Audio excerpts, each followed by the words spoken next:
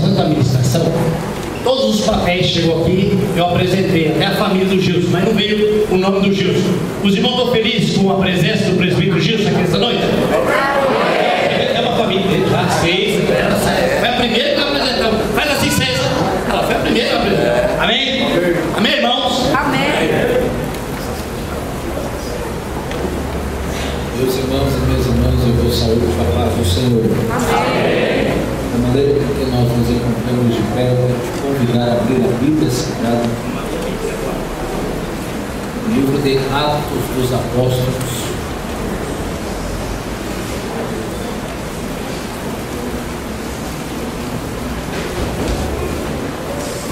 Atos dos Apóstolos,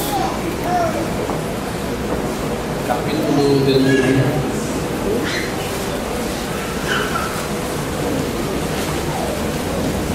O versículo de número 8.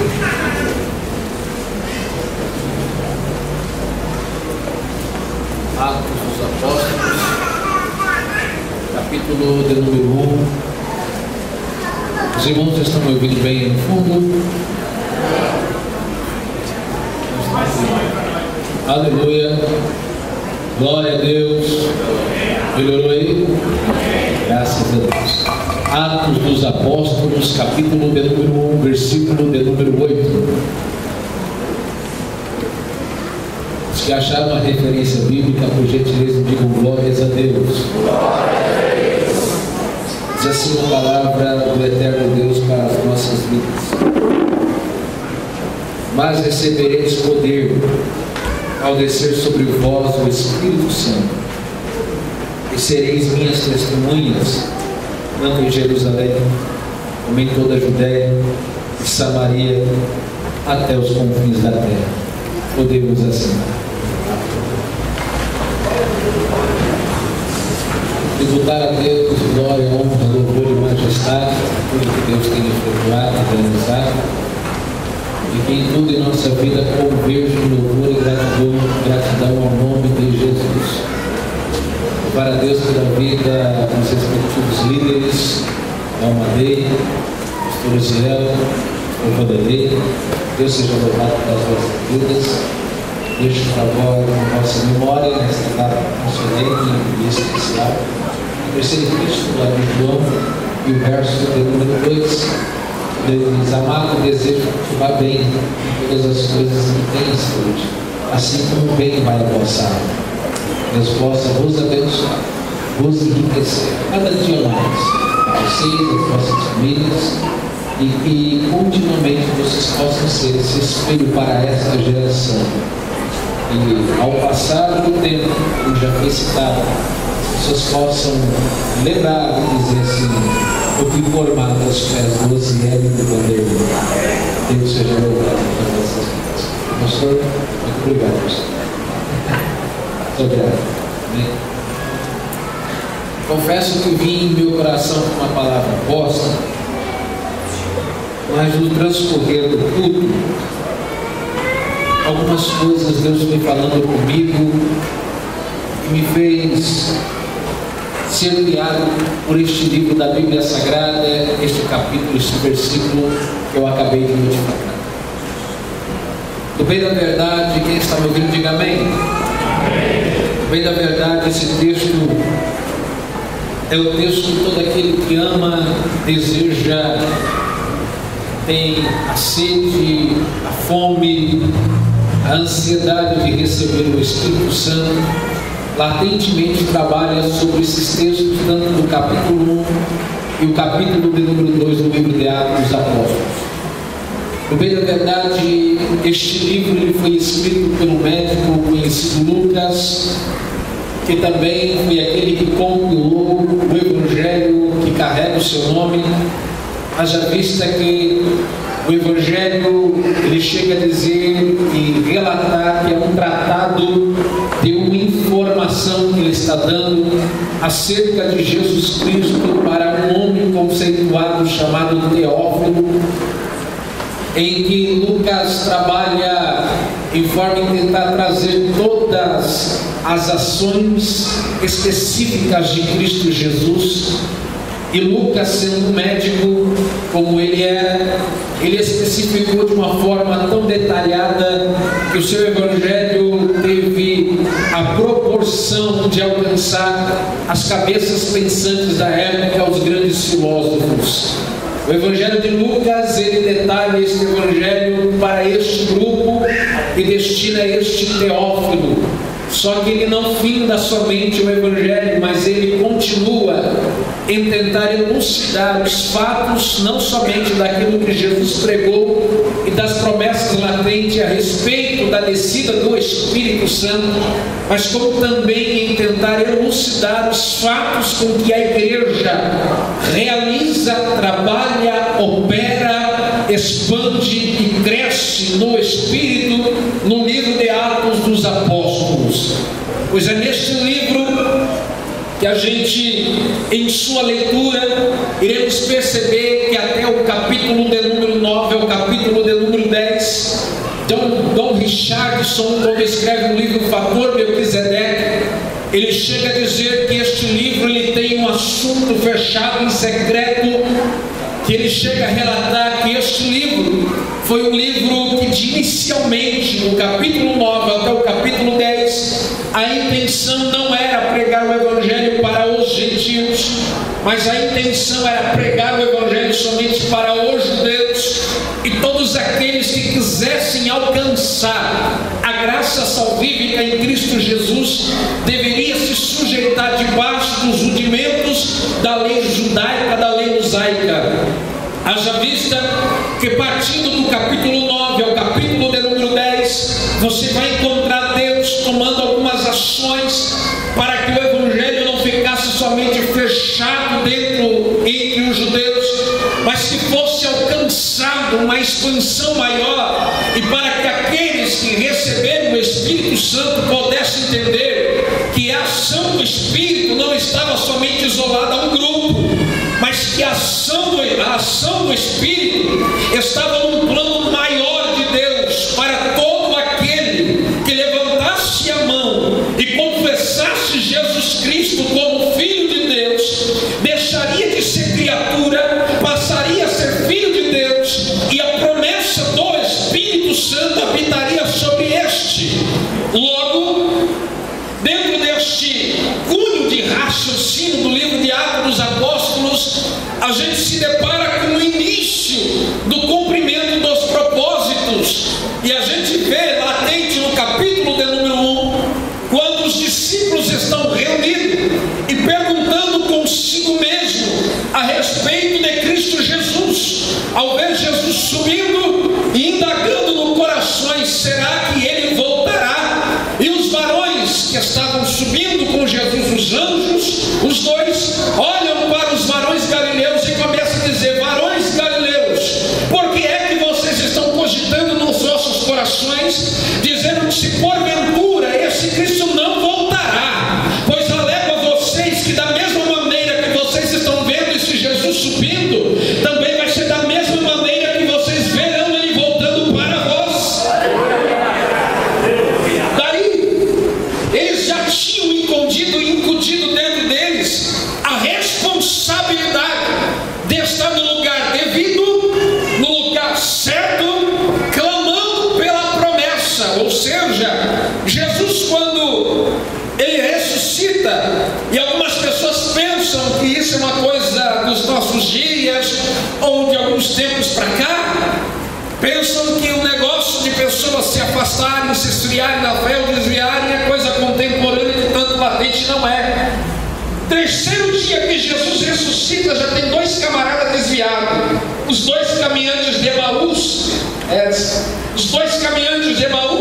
e na medida que eles estão desviados, Jesus vai caminhando com eles, e à medida com que Jesus vai caminhando com eles, Jesus poderia muito bem proibi-los de entrar até Emaús, só que Jesus não proíbe. Por quê? Porque a decisão é deles.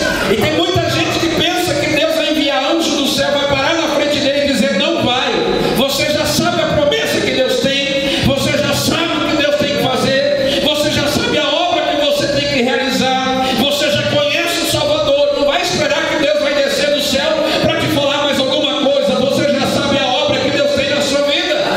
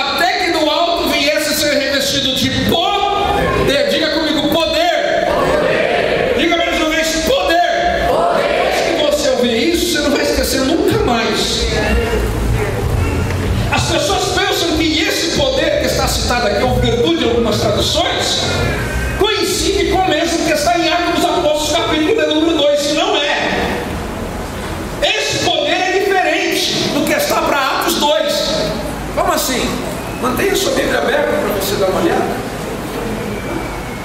Esta palavra poder, escute bem, esta palavra poder, ela vem de um vocábulo grego que é dunamis. Dentro de um contexto acróstico adaptado ao português, é dinamite. Eu já ouvi isso. Então o que é que os discípulos estavam dizendo que eles iriam receber, Jesus? Poder de explosão. Poder de explosão. A mensagem que eu quero pregar, a segunda temática aqui, para você, jovem, é: jovem, não fuja dos pavis da sua mocidade, porque Deus quer fazer você crescer.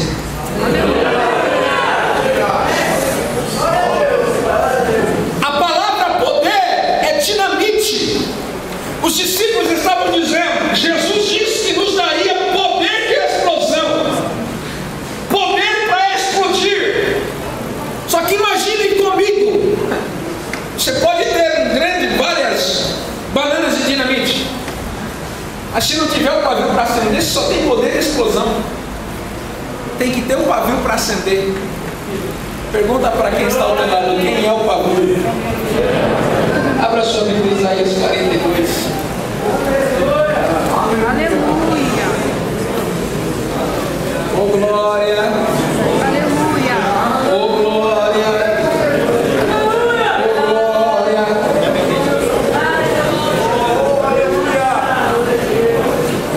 Jovem, não fuja dos pavis de sua mocidade, porque Deus quer fazer você crescer. Isaías 42, segura aí, verso 1. Para de João Ferreira de Almeida deixa registrado a Bíblia em capítulos, em versículos, em epígrafes. Nesta análise profunda da Bíblia Sagrada, você vai perceber que existem certas situações de história que não se finda, mas ele finaliza apenas para assimilação de captação de ideia que o Deus está lhe transmitindo. A ordem da teologia sistematizada, quando trata dentro de um padrão chamado na temática cristologia, ela não vai elucidar alguns detalhes um pouco mais além do texto. Por quê? Porque ela vai estar trabalhando apenas dentro de um padrão, para que você possa ter apenas a noção da informação. Lendo o capítulo 42 de Isaías, do jeito que você está aí com ele aberto, aí com a Bíblia aberta, você irá perceber que o título fala a respeito do servo do Senhor. Agora vamos especificar esse capítulo para você entender quem é o pavio. Do jeito que você está com a Bíblia aberta, leia junto comigo. Eu vou falar e vou dizer quem são os personagens. E se você entender, dê glória a Deus. Eis aqui o meu servo, João Batista. Diga, João Batista. A quem sustenho. Diga, os religiosos não poderão contra ele. Aí vem, o meu escolhido. A palavra escolhido aqui está dentro de uma raiz hebraica que é Messias, ungido de Deus, o Messias. Então você vê João Batista, a cúpula religiosa, e Jesus chegando, e Deus falando assim: eis aqui o meu escolhido, a quem a minha alma se Quando foi que Deus disse isso? Quando Jesus está saindo das águas, e não é batismo, Jesus está saindo das águas. Quando Jesus sai das águas, o que é que acontece? O céu se abre, desce o Espírito Santo de forma corpórea de uma pomba, sai-se uma voz do céu dizendo: eis aqui o meu filho, em quem compraz a minha. Pus sobre ele o meu, sobre Cristo, e ele promulgará o direito para os, falando da anunciação do Evangelho, o reino. Não clamarás, não gritarás, nem fará ouvir a sua voz na praça. Ou seja, ele estava dizendo: o meu filho, ele não vai sair igual os religiosos apenas na aparência, a própria vida dele falará por si mesmo. Verso de número 3: não quebrará a cana trilhada. Isso aqui é um homem, cana trilhada, um canavial. Alguém passa correndo, trilha ela quebra na ponta, mas ela não cai no chão, ela fica apenas deslocada. O que Deus está dizendo é o quê? A cana que foi trilhada, que é o homem que foi trilhado por Satanás, trincou. Só que ele não vai ficar trincado. Deus coloca a mão e coloca no lugar de novo.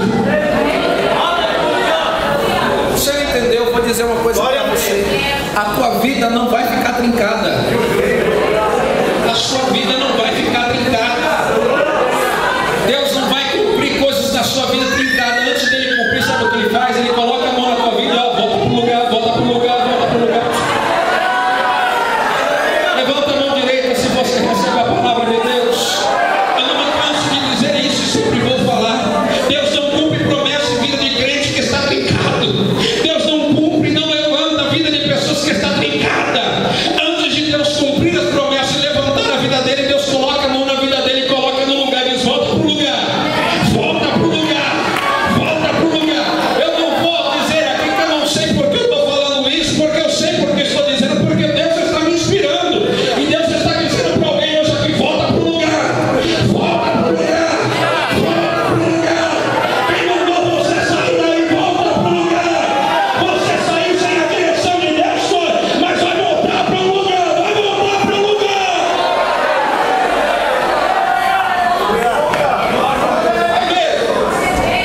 Nem apagarão o pavio o quê? Quem é o pavio? Olá, Yashua é bacana.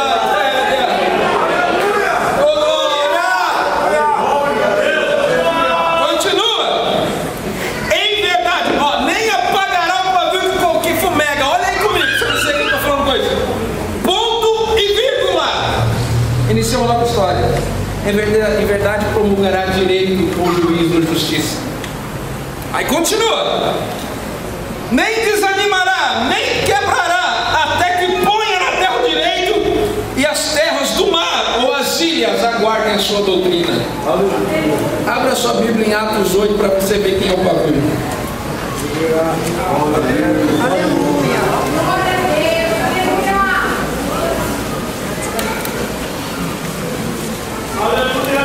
Deus estava dizendo à igreja: eu vou dar para ela apenas o poder de explosão. Agora o pavio deixa comigo que eu acendo. Deus, para você, jovem, Ele te dá o poder de explosão. Está com aquela força, aquela vontade. Deus fala: você quer crescer? Eu quero, Deus, eu quero. Deus fala assim: deixa eu acender o pavio na tua vida. Atos capítulo 8. Verso de número 1 em diante. E Saulo consentia em sua morte. Naquele dia levantou-se grande perseguição contra em Jerusalém, e todos, exceto os apóstolos, foram dispersos pelas regiões da Judéia e Samaria. Alguns homens piedosos sepultaram Estevão e fizeram um grande pranto sobre eles. Saulo, porém, assolava a igreja. Quem é o pavio aqui? Saulo, diga Saulo.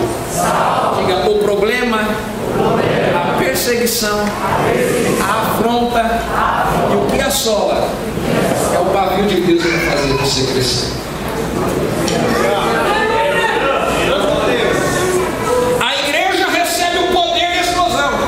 Aí Deus olhou para a igreja e falou assim: vocês estão cheios de poder de explosão, agora eu vou acender o pavio. Deus vai lá e fala: Saulo, vem cá, acende o pavio vai ir. E não adianta fugir do pavio, e não adianta correr do pavio, o pavio está ligado em você. Aleluia! Aonde você for, Deus estende o pavio. Já viu aquela história? Se fugir do deserto, Deus coloca no vale. Se fugir do vale, Deus coloca no deserto. Já viu essa história? É isso mesmo que acontece. Não adianta, para onde você for, Deus acende o pavio na tua vida. Por que Deus acende o pavio? Porque sobre você Deus investiu muita coisa. Sobre você Deus investiu muita coisa. E nisso que Deus investiu em você é para você explodir. De que maneira? Quando o pavio é aceso, começa a perseguir, a igreja explode. De que maneira? Vai um para um lado, vai outro lado. Aleluia! O que é que a explosão faz? Joga os estilhaços para todo lado. Explode. O lugar fica marcado. Mas da onde ficou marcado, saiu muita gente. Para o quê? Para continuar fazendo o que Deus quer que faça. Levanta a tua mão, jovem. Deus vai explodir aquela tua mocidade. Isso aqui é uma palavra profética. Aquela mocidade lá na tua igreja vai ser marcada com tanto poder, uma explosão tão poderosa de Deus. Vai levantar, Deus vai levantar obreiro, Deus vai levantar pregador, Deus vai levantar pastor, Deus vai levantar missionário, Deus vai levantar cantores, levitas de Deus, Deus vai levantar escrituras de palavra, pessoas com dom de profecia e revelação. Deus vai marcar aquela mocidade, Deus vai marcar aquela igreja, aquela obra.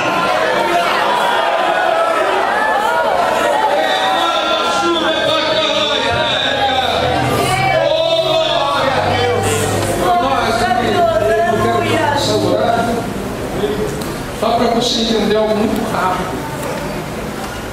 O Espírito Santo hoje está habitando aonde? No Antigo Testamento ele trabalhava de que forma? Esporádica. Quando ele subia, ele ficava onde? Em que lugar? Nas rodas do trono de... Você pode perceber que toda vez que Deus envia o Espírito, só para você ter noção, por exemplo, Gênesis capítulo 1, verso número 8, Bereshit Elohim, quando Deus cria tudo, Lúcifer se rebela, se torna Satanás inimigo de Deus, ele desce na terra, e essa ideia das pessoas dizerem assim, ele desceu e bateu na terra e tirou a terra de ordem, isso é falácia. Verso 2 esclarece. Ele desce na terra e olha para a terra e vê a terra que presta louvor a Deus. Ele tenta reformar tudo aquilo que presta louvor a Deus. E não é isso que ele faz? Ele olha para uma pessoa que está na igreja prestando louvor a Deus. O que ele faz? Ele tenta arrancar. E quando arranca, desfigura a glória de Deus sobre a vida dele. Não bebia, começa a beber. Não drogava, começa a se drogar. Não prostituía, começa a prostituir. Aí faz tantas coisas, tatua e faz tantas coisas. Aí coloca piercing, negócio para tudo quanto é lugar. E você olha para a pessoa e fala assim: eu não vejo a glória de Deus. Porque é isso que ele faz, é desfigurar a pessoa. Aí o que Deus faz? Olha para a terra e fala assim: ainda que Satanás foi lá e desfigurou, vai lá, Espírito Santo, desce lá e segura ali, porque ainda que o Satanás desfigurou, aquela obra ainda é minha. Vai lá.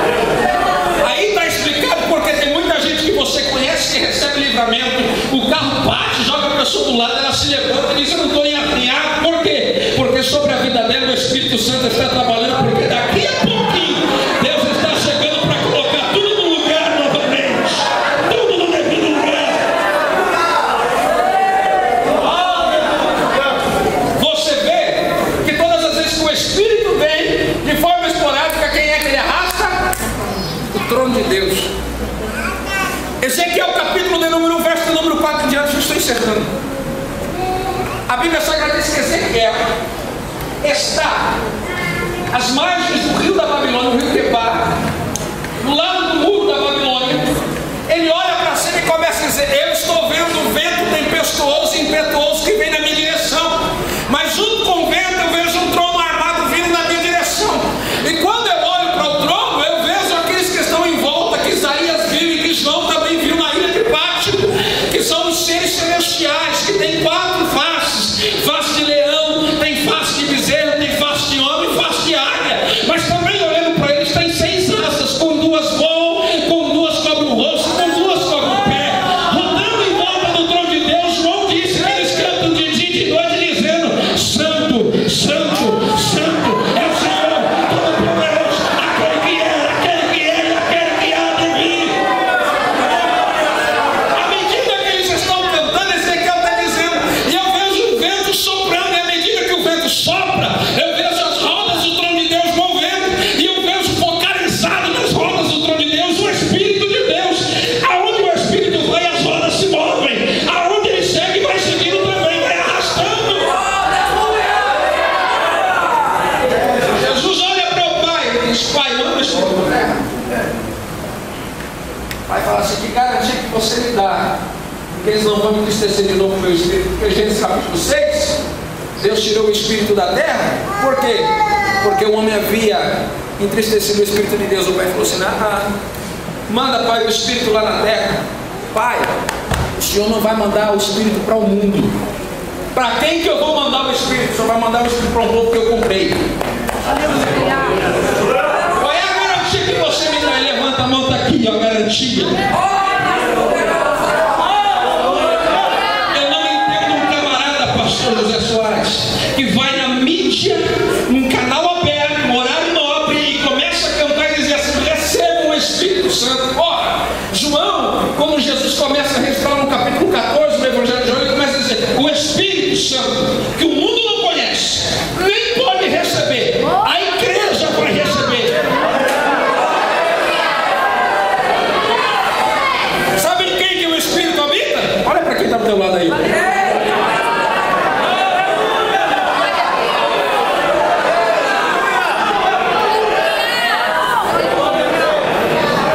Aí a Bíblia Sagrada diz em Atos 2 que o Espírito desce, e à medida que ele desce, é a mesma ação de Ezequiel. E eu vejo um vento impetuoso, tempestuoso, no lugar. Por que eles estavam desesperados? Não, porque Deus não trabalha no desespero. Sentados no mesmo lugar, de repente a gente só viu o som. E o barulho, da onde vem esse barulho? Não sei, mas eu sei que eu estou sentindo.